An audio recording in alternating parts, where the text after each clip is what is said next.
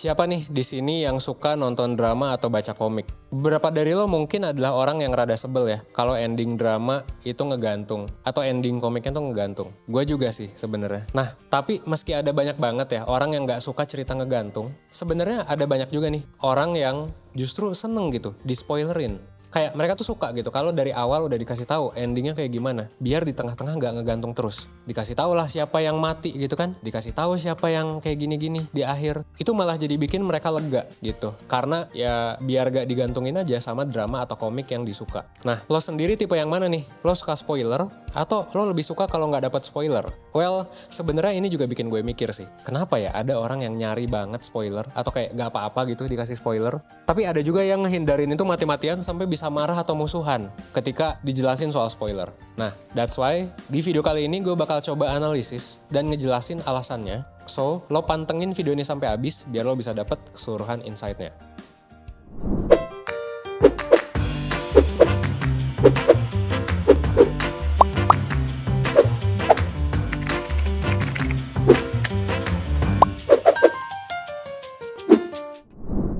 Nah, pertama-tama sebelum ngebahas tentang spoiler, kita perlu tahu dulu nih, sebenarnya apa sih spoiler itu? Well, spoiler adalah bagian penting ya yang bocor, yang dikasih tahu ke kita dari seri, film, atau buku. Spoiler ini biasanya nyeritain apa yang sebenarnya terjadi di akhir sesi atau kayak di tengah-tengah ketika plot twist terjadi dan lain sebagainya gitu ya. Nah, ini tuh udah ada sejak tahun 1971. Jadi spoiler tuh udah ada sejak zaman itu. Dan saat itu juga fun fact ya, ada majalah yang berjudul National Lampoon yang menggunakan kata spoiler pertama kali dalam media cetak. Isi majalahnya tuh sengaja sebenarnya ngasih spoiler dari isi-isi film di saat itu. Nah, akhirnya sejak tahun 70-an, sejak akhir tahun itu ya, spoiler juga jadi istilah yang sering digunakan dalam pop culture. Akhirnya, untuk meminimalisir jumlah orang-orang yang kena spoiler dan marah, dalam review film atau novel itu biasanya selalu ditambahin spoiler warnings atau spoiler alert gitu ya. Contoh spoiler alert tuh kayak gini. Nah, ini spoiler alert ya.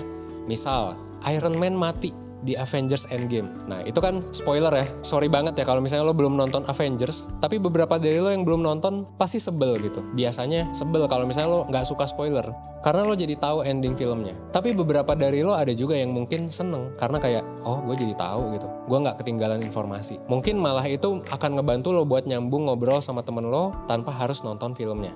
Nah, percaya atau enggak, sebenarnya preferensi ini, suka atau enggaknya lo sama spoiler, itu dipengaruhi sama kepribadian lo. Kalau dari salah satu penelitian, ada dua hal yang menarik yang ditemukan tentang tipe kepribadian yang memengaruhi sebenarnya lo tuh suka spoiler atau enggak. Dua faktornya apa? Yaitu pertama need for cognition dan yang kedua need for affect. Nah, jadi kenapa sih ada dua tipe kepribadian ini yang dipilih gitu? Ini sebenarnya dimulai dari dinamika spoilers itu sendiri. Kenapa dua kepribadian ini bisa ngaruh gitu? Jadi orang yang ngikutin cerita, entah itu film, drama, komik, dan lain sebagainya, biasanya ngedapetin dua hal ya. Pertama informasi, yang kedua adalah perasaan tegang. Nah, spoilers di sini itu ngeganggu pola informasi dan perasaan tegang yang terjadi. Karena ya dari spoilers ini lo bisa dapet informasi lebih cepat dan perasaan tegang lo juga menurun karena ya lo jadi tahu kan gitu endingnya kayak gimana. Nah, inilah yang akhirnya disimpulkan kalau need for cognition ini dinilai dari informasi, sementara need for affect ini dinilai dari ketegangan. Makanya muncullah dua sifat itu atau dua kepribadian itu.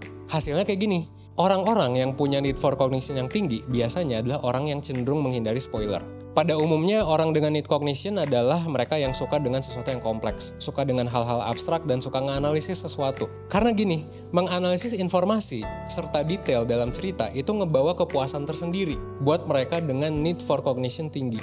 Jadi, dengan mereka tahu spoiler, ini tuh merenggut kepuasan mereka buat ngelakuin hal-hal itu. Sebaliknya, orang-orang dengan need for cognition rendah, itu memang orang-orang yang punya kecenderungan nggak terlalu suka untuk berpikir abstrak dan menilai sesuatu secara detail. Jadi mereka tuh nggak peduli-peduli amat gitu sama spoiler. Jadi mau kena mau enggak ya, bodo amat gitu. Orang-orang dengan kepribadian kayak gini biasanya nyari spoiler itu justru untuk mempermudah mereka memahami jalan cerita yang sedang mereka ikutin gitu. Nah, berikutnya adalah kepribadian need for affect atau kecenderungan individu untuk mencari atau menghindari situasi yang emosional. Dalam konteks ini yang tadi gue bilang soal ketegangan. Nah, orang yang punya need for affect yang tinggi adalah orang yang cenderung menghindari spoiler. Hal yang cenderung terjadi adalah mereka ngerasa terlibat secara emosional dalam cerita dan mereka ingin mengalaminya secara langsung. Dan keberadaan spoiler itu justru menurunkan ketegangan yang mereka rasain, jadi mengurangi kepuasan mereka juga terhadap hal-hal emosional itu. Sementara sebaliknya, orang-orang dengan need for affect rendah itu cenderung kurang suka dengan ketidakpastian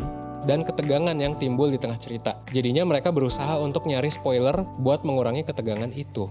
Nah, selain tipe kepribadian tadi, ada juga nih yang berhubungan dengan emosi yang memengaruhi lo suka atau enggak sama spoilers. Kayak investasi emosional yang terjadi, misalnya pas kita nunggu seri, nunggu film, atau buku favorit kita buat tayang. Kalau lo orang yang suka banget sama Marvel ya, setelah lo nonton Avengers, lo pasti gregetan banget karena endingnya tuh ngegantung sebenarnya. Karakter favorit kita hilang semua gara-gara si Thanos gitu. Dan yang bikin kita greget adalah kita harus nunggu 1 tahun lagi sampai itu tayang lagi gitu.